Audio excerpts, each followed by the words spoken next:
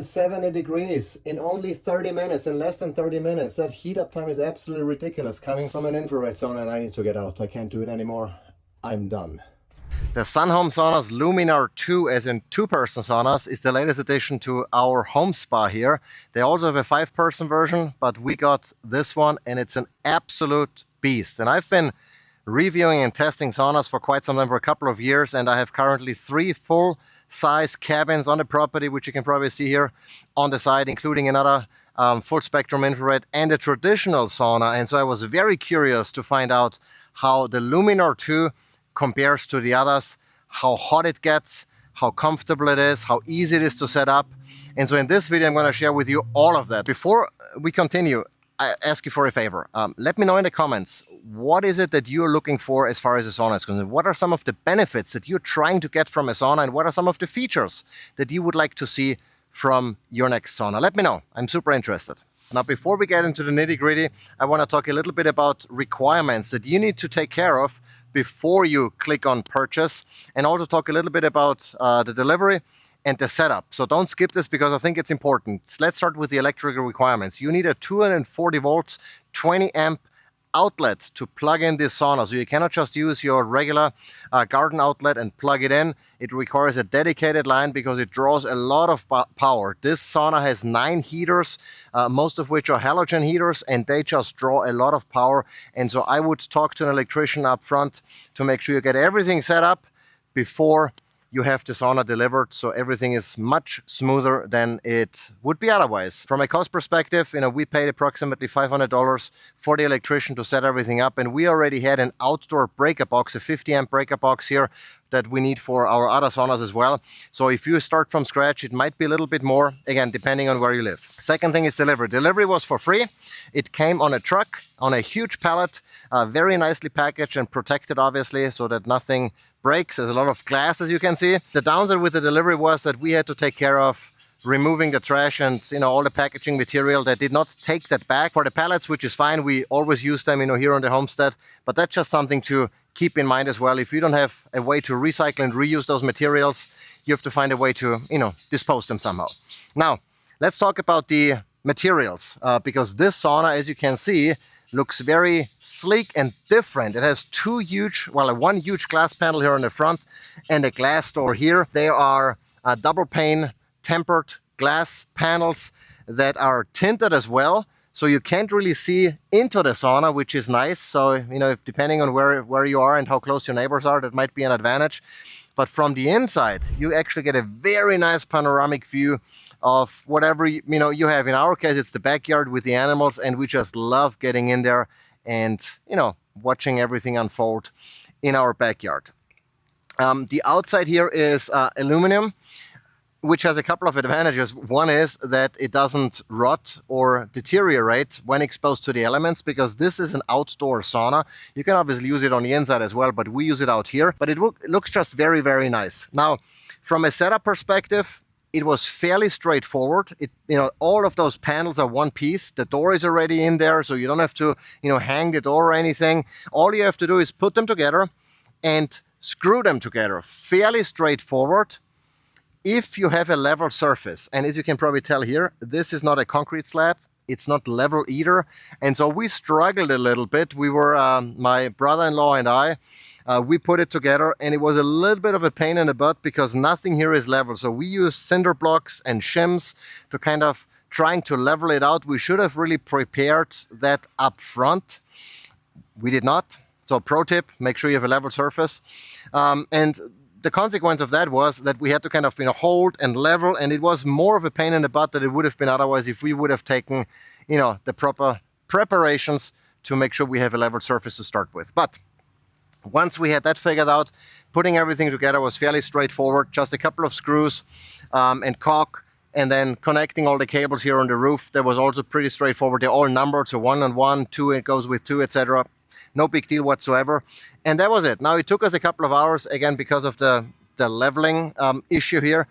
But that was pretty much it, fairly straightforward. The inside is cedar wood, which not only smells really good, if you like cedar like I do, but it's also rot resistant. So when you sweat on it, etc., yes, it is recommended to use a towel to soak up the sweat, but nonetheless, The inside, the cedar, is very rot resistant and will last you for a very, very long time, and I like that. Some of the other features that the sauna includes is chromotherapy, so you have not only accent lighting here on the outside and on the inside, but you also have a big chromotherapy panel with a remote control where you can change the color. And you want, read up on chromotherapy. It's fairly interesting. I'm not going to go into too much details in this video because we have other stuff to cover, but that's a feature the sauna comes with. It has Bluetooth and Wi-Fi. You can stream audio from your phone to the high quality Bluetooth speakers. That's what we do. And it also has an ion and ozone generator in the corner that can help keep the air inside, cleaner and sanitary, which is also a nice feature. And the first time that I have that in a sauna. I've never had that before, so that's very nice too. It also comes with a bunch of accessories like a towel holder, bottle holder, phone holder, all of the things that you might need. We haven't installed any of that because I typically don't bring my phone to the sauna, or a bottle or a towel. I leave them outside, but nonetheless, it comes with all of that. Now, let's get to the meat of it, and those are the heaters, because the heaters of this sauna are different to the ones that I'm used to. Most of the other saunas that I own have carbon heaters. Now, this sauna also has 2 carbon heaters, but the main heaters are halogen heaters. So there are 2 full spectrum halogen heaters on the front glass, very neatly mounted and elegantly mounted directly on the glass, on that big glass panel here. That looks really cool. They're like free floating almost. And then we have far infrared heaters behind every backrest. We have then carbon heaters in the floor and under the bench. So you almost get the 360 degree, well, you get a 360 degree coverage almost. There are no heaters on the top in the roof, obviously, but all around you, there is infrared heaters that not only increase the temperature inside of the sauna very quickly, but also, deliver all of the benefits of infrared, far infrared, mid and near infrared. Now, one caveat that I want to point out is, especially with near infrared has a fairly small effective range, meaning that you have to be fairly close to the heater to get the benefits. And near infrared, for the most part is, skin, cosmetic issues, skin health, etc. Most of the benefits that you get from a sauna, from an infrared sauna, are really attributed to the far infrared. So there the distance plays a role as well, but it's not quite as critical. So whether or not you lean directly against the backrest or you're a few inches away from it, it's probably not going to make a huge difference. With the near infrared or the full spectrum infrared in front, if you're after getting some of those near and mid infrared benefits, you have to be fairly close. So it's better to sit on one of the benches versus on the other, where you're farther away from it and likely not going to get a whole lot of benefits. But let's talk about heat, because this sauna is an absolute beast. It heats up to 170 degrees Fahrenheit, which is ridiculously high for an infrared sauna. And if you're thinking, well, but that's not hot enough because you need 200 degrees Fahrenheit, there is a huge difference between traditional and infrared and how energy is delivered into your tissue. I have a separate video on this, so I'm not going to go into the details, but needless to say, 170 degrees for infrared is incredibly high, and it definitely provides all of the benefits you can expect from sauna exposure, even if it's not 200 degrees, okay? So just to get this out of the way. Heat up time is also incredibly quickly. Our sauna here heats up from not from zero, but from ambient temperature, I want to say, to 170 degrees in less than 30 minutes. That's at least 15 minutes faster than any other sauna I've used in the past. So it's incredibly quick to heat up. And I think one of the reasons is that the glass panels here and the fact that it's black absorbs a lot of solar energy just from the sun. And that means the inside of the sauna is already hotter than a pure wood sauna would be with the same ambient temperature. So right now, this sauna on the inside is probably 90 to 100 degrees hot.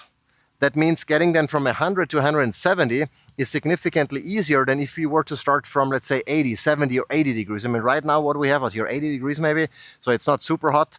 But this is already almost 100 on the inside because of that solar effect. So that's really one of the advantages of having it on the outside, because it just heats up quicker then. Again, less than 30 minutes to 170 degrees. That's incredibly hot.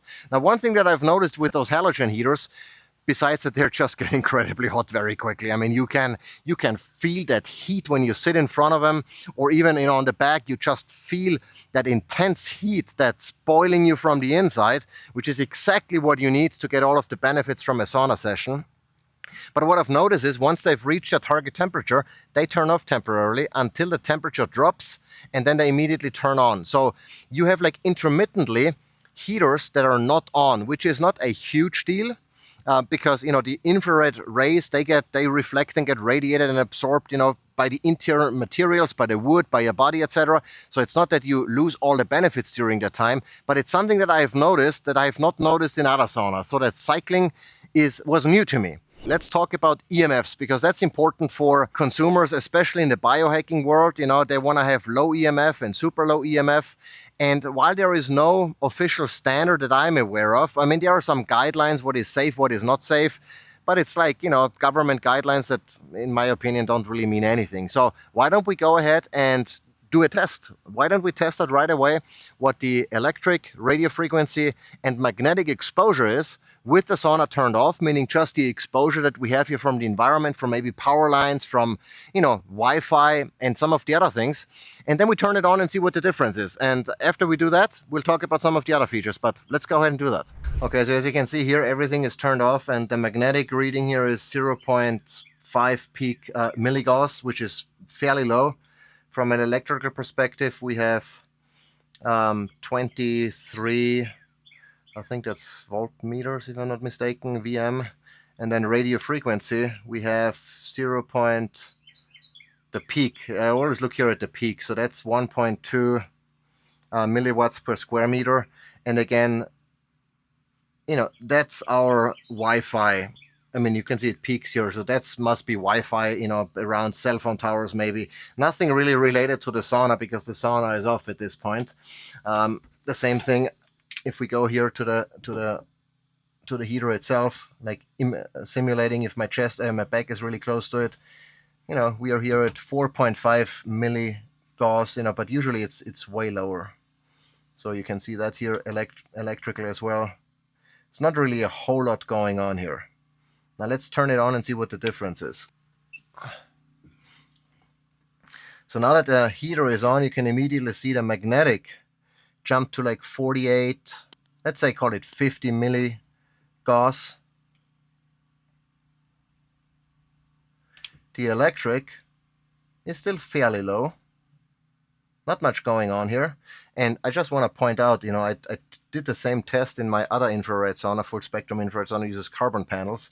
And here it's the exact opposite. Fairly high electrical and very low magnetic. So RF, that probably hasn't changed much. I mean, this is still, you know, our Wi-Fi. There is not really much RF going on in here where you sit. I mean, there's the panel up here, but I'm not too concerned about the panel because my face is not close to the panel. But here, this is really what matters, you know, and I let you, you know, figure out what that means to you, because again, there are no official standards. It's definitely all within the safe limits.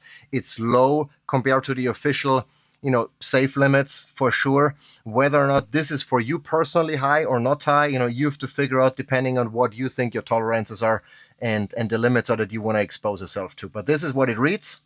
So you just have the numbers when it's on. And with that, we're going to continue on the outside.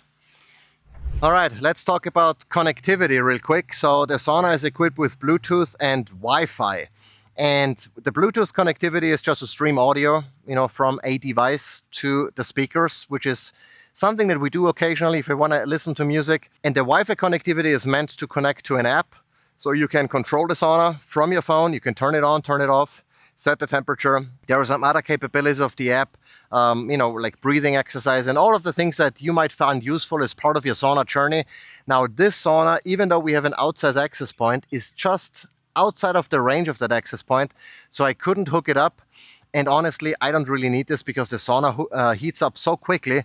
I just come down, turn it on, and I know within the other day, actually, I turned it on and went immediately in and had a very good 30-minute sauna session because it heated up so quickly. Like in 15 minutes, it was at 150, 160 or so. So it was at 150, I think, at that point. So it was fairly quickly, and I really got to enjoy the benefits of 30 minutes in there without having to preheat it. But even if I have to preheat it, you know, I just turn it on, walk away for 30 minutes, come back, and it's steaming hot. So, you know, I don't care much about the app connectivity. I'm actually, you know, don't mind not having it hooked up, so there is less exposure from an EMF perspective that's, then stemming more from my Wi-Fi equipment rather than from the sauna itself. From a pricing perspective, this is a premium product and it comes at a premium price. So at $10,600, I think, is the list price right now.